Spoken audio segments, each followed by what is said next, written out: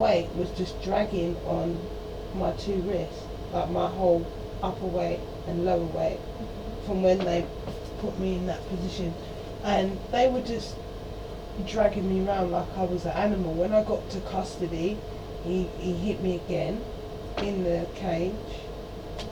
Yeah, and when I actually got into to get booked, everybody was just turning a blind eye. I was still screaming, I was still high rated, I was still really upset, I was still in shock, I was still bleeding, I was still appalled. I just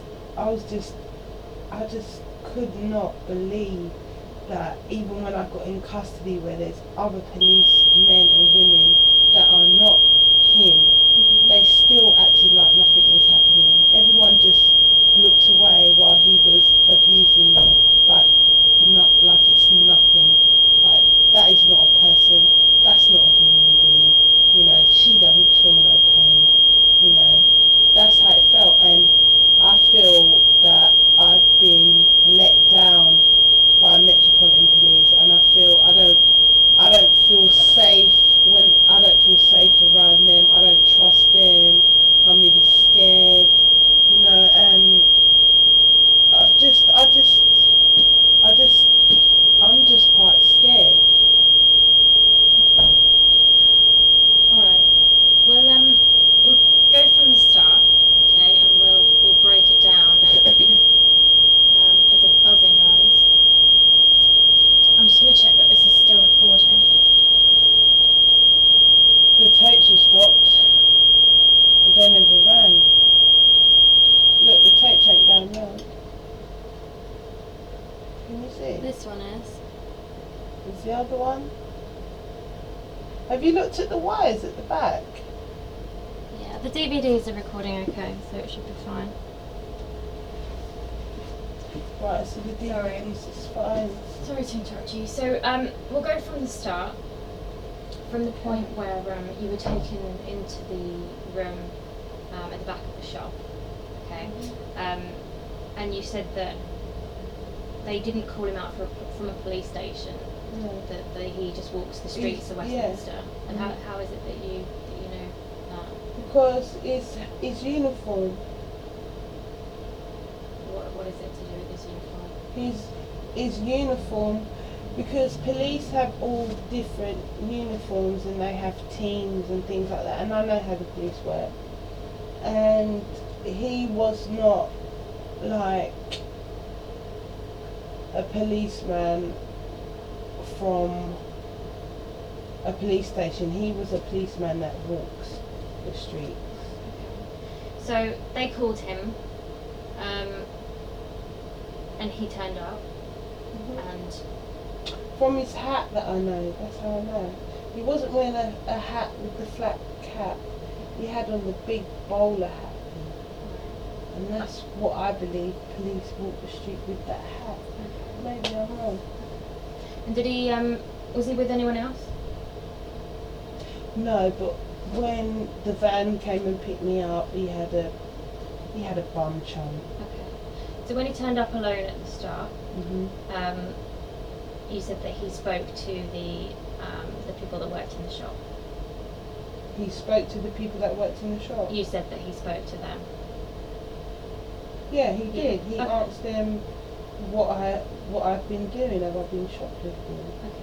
Tell me more about that conversation, what you heard. Basically what's happened is there was a white female, she was like a store detective, and he spoke to her, and she told him that I shoplifted from the store. Right. Okay. And that was their conversation, and they left it there. Okay. But there was two people in the room while I was getting battered by the policeman. Which two people? I don't know who they are, they work in the store. Right. So at the start, this lady has told the police officer that you've been shoplifting from the store. Yeah. So then what happened? He started going through my bag. Did you speak to him at all? Yeah. Tell me about the conversation. I told him that he doesn't have to go through my bag, that I can give him the ID. Why do you think he was going through your bag? He did go through my bag. Yeah, but why do you think he said that he was looking for ID, but he was looking for stolen goods. Really. Okay, so he was going through your bag, and you said, "I can find He the took ID." my some of my items some of my clothes from home. He took them. Because I was going to go and stay at my friend's house, so I had clothes in there from home, and he took them as well. What do you mean he took them? He seized them. Oh, right, okay. Okay. And whereabouts were those clothes? In my bag. So he was looking for ID, and you said, "I can find the ID." Yeah, because he was going through my bag and just acting like a savage, and I didn't like it because gentlemen don't go through women's bags like that. He didn't even say, "Oh, have you got pins or have you got sharps or anything like that." He just dived into my bag. I could have had a needle in there with heroin, crack and blood and AIDS and all shit, and he could have got that in his bloodstream because he's too busy trying to be a Superman and trying to be macho and trying to be strong, and you know, it's pathetic, really. You don't bully someone that's not your sex, not your weight, and not your size. That doesn't make you strong in my eyes. That makes you weak. And you said that you told him that you could get your ID, and you reached for your bag. I reached for my bag, and he totally went hysterical, started acting inappropriate, just odd, and I was just absolutely flabbergasted. I was in so much shock that when I actually met him in court again, I was so upset that he was in the dock with his colleague the day that I got arrested. I actually started to cry because everything that he had done to me, no justice had been served. It was all right for him to go on and do whatever he liked to anybody who he liked, you know. If we just stick to this starting point, and we'll come through to when you were at court a bit later on. Can you describe for me how you reached for your bag? Like how you would reach for a bag. I sat over, put my arms out, tried to reach for my bag, and he just acted like a Rottweiler that you tried to take a bone away from me. And He just switched. He just went absolutely berserk. when he was searching through your bag, how close to him were you? We were like, how many you are now? Okay, so how many feet or meters 2. would you say that is? 1, about 3 foot. 3 of your feet. Yeah. Okay. So you said that you reached forwards and. Put my arms out. Okay. Did you touch him at all? No. I touched the bag, I think. I'm not quite 100% sure. But I know I put my arms out. Yeah, I must have touched the bag because he went absolutely crazy. Can you tell me more about that when you say he went absolutely crazy? After I touched the bag, the policeman beat me up. And earlier He you punched said, me in my head, he ripped out my hair, I had to get 8 stitches in my back, and I had 2 broken ribs from the policeman. PC Kid from Charing Cross Police Station. He battered me. And I needed to get medical treatment. I'm not doubting what you say at all. I wasn't there. So I need I'm to not know going to keep exactly repeating how it myself happened. over and over and over and don't need over and to- over and over and over and over and over again. It doesn't make any sense. I can repeat it maybe 2 or 3 more times. That's it. I went in to shoplift in Uniglo. Basically, I was caught shoplifting.